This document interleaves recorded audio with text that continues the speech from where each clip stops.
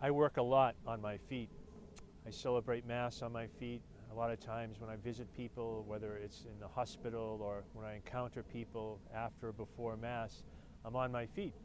And I also am on my feet when I'm exercising and doing a lot of things actually as a priest. So it's great to be able to, as Jesus says in the Gospel, to come away by yourselves to rest a while. And when I go on vacation, the truth is, that's what I do. I sit down and I read, or I use the iPad for games like everybody else.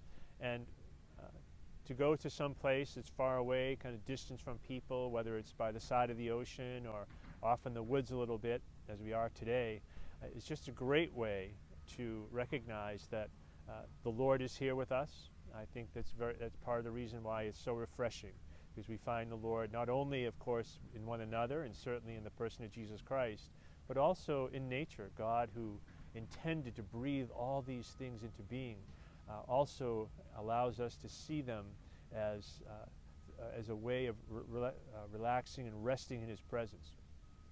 The psalmist today says that the Lord's our shepherd and He leads us. He leads us in our work if we allow Him. He'll lead us in our play if we allow Him, and He'll lead us in our rest and recovery if we allow Him.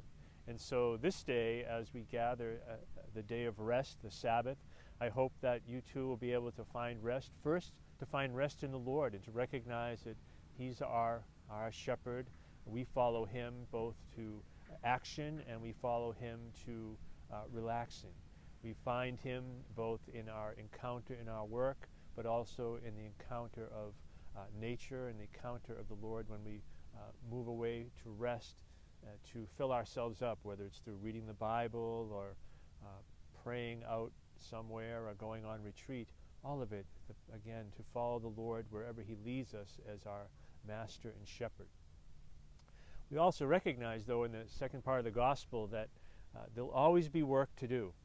There'll always be people who are needy. There will always be people who are hurting in some way. There will always be people who are in need of the sacraments, in need of counsel, in need of formation.